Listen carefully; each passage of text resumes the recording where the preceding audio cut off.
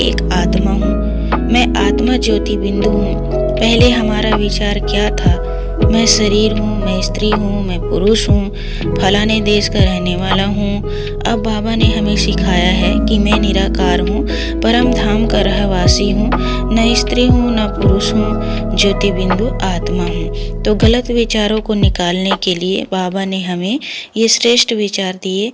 जिस विचार से काम बिगड़ गए, संसार खराब हुआ, जब तक उन विचारों को निकालेंगे नहीं तब तक संसार अच्छा कैसे बनेगा। बाबा ने जो श्रेष्ठ विचार दिए उसी को हम ज्ञान कहते हैं। अभी तक हम केवल लौकिक पिता को ही अपना पिता मानते थे, लेकिन अब बाबा ने हमें समझाया है कि आत्मा का सच्चा और अविनाशी पिता तो परमात्मा है। बाबा ने आकर के नए विचार दिए, उनको पकड़ के हमारे कर्म बदल गए हैं। बुद्धि का सकारात्मक परिवर्तन कैसे करें? मन के साथ साथ बुद्धि भी आत्मा की शक्ति है और बुद्धि का भी सकारात्मक परिवर्तन अनिवार्य है। बुद्धि निर्णय करती है। कई बार हम ठीक निर्णय न कर पाने के कारण पुरानी मान्यताओं की आड़ में गलतियों को ढोते रहते हैं, पर नहीं, समय के अनुसार हमें बदलना चाहिए। एक ने कुछ गलत किया तो हमें संभाल लेना चाहिए और अपने में पॉजिटिव चेंज लाना चाहिए।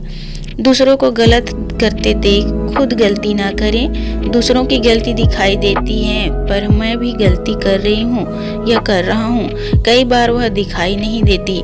मान लो एक गलत बोल रहा है, उसके संग के रंग में हम खुद भी गलत बोलते हैं तो यह कुसंग का रंग हो गया। यदि कोई गलत कर रहा है तो हम राइट रहें, उसके प्रभाव में ना आए।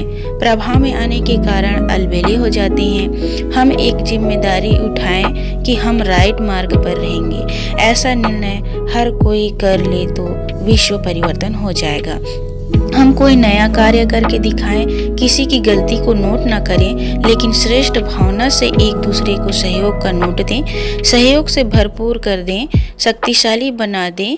इस संबंध में एक उदाहरण याद आ रहा है। एक बार 0 से लेकर के 9 तक के अंकों की मीटिंग चल रही थी। 9 का अंक मीटिंग का अध्यक्ष था। सभा में एक सवाल उछाला गया कि परमात्मा सर्वव्यापी है, यह परमधाम निवासी है।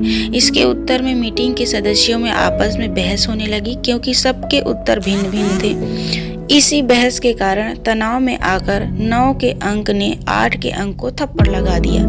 8 का अंक चुप रहा, लेकिन वह भी तो अपना क्रोध किसी पर उतारना चाहता था। उसने 7 के अंक को थप्पड़ लगा दिया और यह सिलसिला चलता चलता 1 तक पहुंच गया।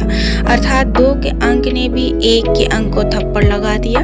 जब 1 को थप्पड़ लगा तो उसने सोचा कि मुझे कुछ नया करना चाहिए, मुझे पुरानी मान्यताओं को दोहराना नहीं है, कुछ परिवर्तन करके दिखाना है और कुछ नई पहल करनी है। चाहता तो वह भी अपने पास बैठे 0 के अंक को थप्पड़ लगा सकता था, लेकिन उसने ऐसा नहीं किया। उसने नया रास्ता अपनाया। उसने पास में बैठे 0 के अंक को गले से लगा लिया और इस प्रकार से दोनों मिलकर के 10 हो गए और अब अध्यक्ष की कुर्सी 9 के अंक से छिन गई और यह 10 का अंक अध्यक्ष बन गया। जब हम पुरानी गलतियों को स्वीकार न करके कुछ नया रास्ता निकालते हैं तो हमारी भी उन्नति होती है, समाज की भी उन्नति होती है और गलतियों के कारण जो नुकसान हो रहा था वह भी खत्म हो जाता है। इसे कहेंगे पॉजिटिव चेंज। तो दोस्तों नमस्कार, हमारा यह वीडियो पसंद आया हो तो प्लीज लाइक करिए, कमेंट करिए और चैनल को सब्सक्राइब करिए ताकि हम आगे अच्छा और बेहतर वीडियो आपके लिए पेश कर सकें।